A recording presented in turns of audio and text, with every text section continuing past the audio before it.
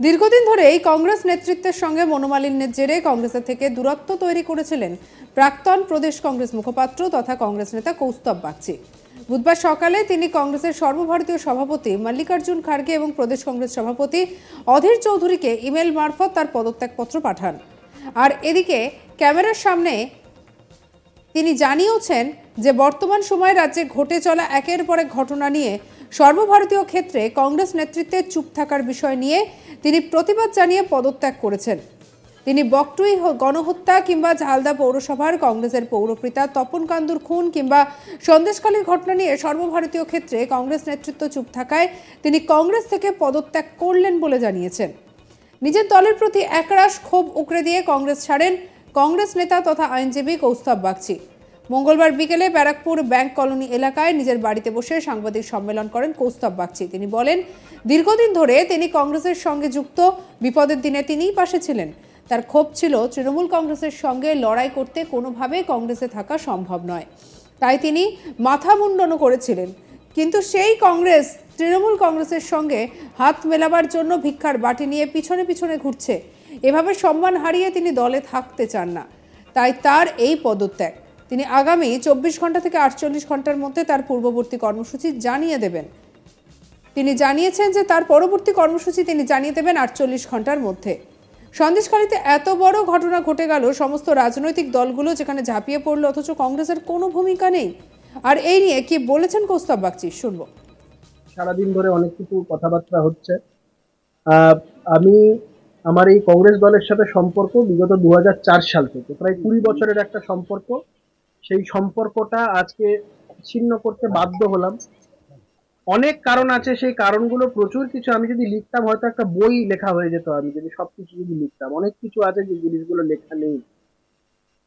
এখন এমত অবস্থাতে আমি বেদনাদায়ক একটা অবস্থাতে, খুব বেদনাহত অবস্থাতে একটা কথা, সেটা খুব আগেও বলতাম, এখন বলতাম, কংগ্রেস দলটা কেউ ছাড়ে না, ছাড়তে বাধ্য করা হয়। এমন একটা পরিস্থিতি তৈরি করা হয় যেখানে মানুষজন দল ছেড়ে বেরিয়ে যায়। যাই হোক, একটা ডিফারেন্ট পার্সপেক্টিভ এটা।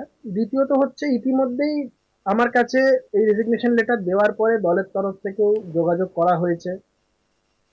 ইতিমধ্যে কেন্দ্রীয় নেতৃত্বেরও বেশ কয়েকজন আমাকে ফোনও করেছিল, রাজ্য নেতৃত্বেরও বেশ কয়েকজন ফোন করেছিল। আমি তাদেরকেও বলেছি, আমি আপনাদের মাধ্যমে অকপটে সবার সামনে স্পষ্টভাবে একটা জিনিস বলে দিচ্ছি, আমার যদি দল ছাড়ার অভিপ্রায় বা ইন্টেনশনটা প্রথম থেকে থাকতো, যখন অল ইন্ডিয়া কংগ্রেস কমিটির সদস্যদের তালিকা বেরিয়েছিল সেখানে আমার নাম ছিল না, ছাড়লে সেদিন ছাড়তে পারতাম।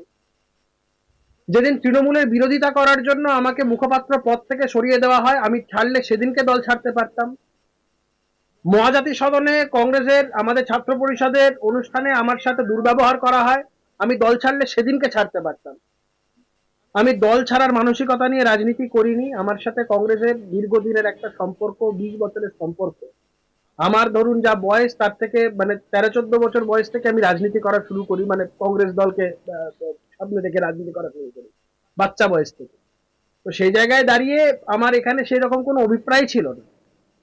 সম্পূর্ণ বিষয়গুলো আমি বারংবার চেয়েছিলাম দলের নেতৃত্বের কাছে, বিষয়গুলো উত্থাপন করলে ভেবেছিলাম বিষয়গুলো মিটে যাবে, কিন্তু নেতৃত্ব সেই জিনিসটা করতে চাইনি। যদি করতে চাইতো আমাকে সিদ্ধান্ত নিতে বাধ্য হতে হতো না। আজকে যারা এই বিষয়গুলো নিয়ে নাটক করছেন, আমাকে রিচ আউট করার চেষ্টা করছেন, বিভিন্ন জায়গায় বলছেন যে আমরা ওর সাথে যোগাযোগ করার চেষ্টা করেছি, আমি স্পষ্টত একটা কথা বলে দিয়ে যেতে চাই, এই সকল নাটকের কোনো প্রয়োজন নেই। সিদ্ধান্ত একবার যেটা নিয়েছি, সেই সিদ্ধান্ত থেকে কোনোভাবে পিছপা হব না। দলের একটা বড় অংশের ইতিমধ্যেই কথাবার্তা বলা বলি শুরু করেছে। আমার কাছে খবর আসছে যে আমি নাকি দল ভাঙানোর চেষ্টা করছি বিভিন্ন জায়গা থেকে। আপনাদের মাধ্যমে স্পষ্টভাবে বলছি, আমি একটা লোককেও আমার সাথে আসার জন্য অনুরোধ করব না।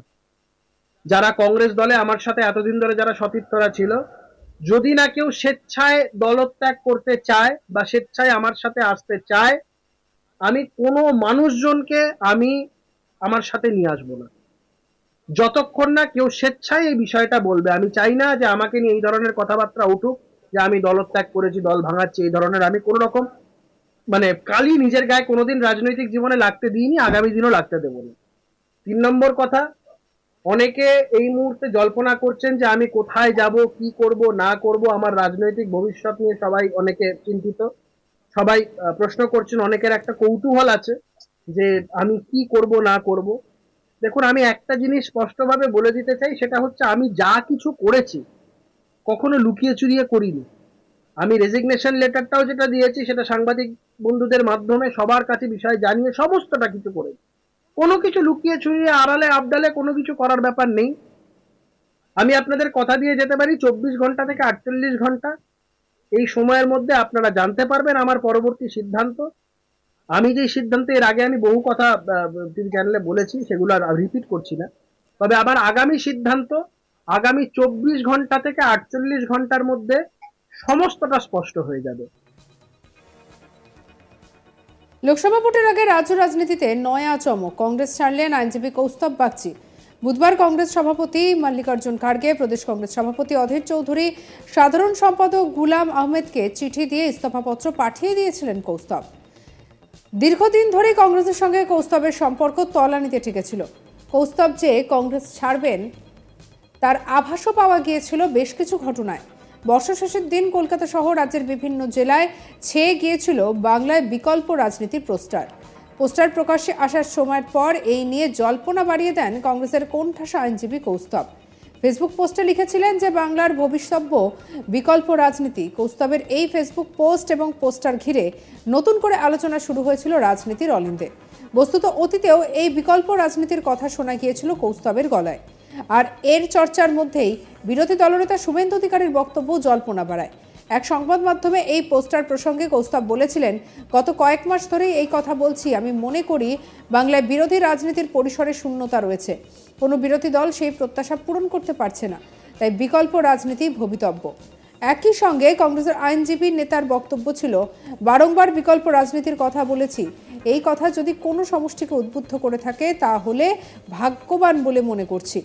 এর আগে ডিসেম্বরে কৌস্তব বাগচি বলেছিলেন যে রাজ্যের কংগ্রেসের যে অবস্থা তার থেকে নাকি গিনিপিগের অবস্থা ভালো। কি বলেছিলেন কৌস্তব, শুনবো। একটা স্পষ্ট একটা ভাব ভালোবাসার ইঙ্গিত পাওয়া যাচ্ছে। সেই ইঙ্গিতের জায়গা থেকে দাঁড়িয়ে একটা জিনিস উপলব্ধি, সেটা হচ্ছে গিনিপিগদের অবস্থাও মনে এর থেকে ভালো হয়। পশ্চিমবঙ্গের কংগ্রেস কর্মীদের থেকে গিনিপিগদের অবস্থাও ভালো হয়। এত এক্সপেরিমেন্ট হয়তো গিনিপিগদের নিয়েও হয় না। যাই হোক, আমাদের যারা কংগ্রেসের বাংলার যারা কংগ্রেস কর্মীরা আছে তাদের সবাইকে এখন থেকে প্র্যাকটিস করা শুরু করতে হবে চোরকে সাধু বলা। গত বছর মার্চ মাসে হুমকি এবং অশান্তি ছড়ানোর অভিযোগে কৌস্তবকে গ্রেপ্তার করেছিল কলকাতা পুলিশ, যা ঘিরে সরগরম হয়েছিল রাজ্য রাজনীতি। সেই ঘটনার পর যত দিন গড়িয়েছে ততই কৌস্তবকে ঘিরে আলোচনা বেড়েছে বঙ্গ রাজনীতিতে। এমনকি বিরোধী দলনেতা শুভেন্দু অধিকারীর সঙ্গেও তাকে মিটিং মিছিলে থাকতে দেখা গিয়েছে। সঙ্গে রাখুন আজ তাক বাংলাকে, সাবস্ক্রাইব করতে ভুলবেন না।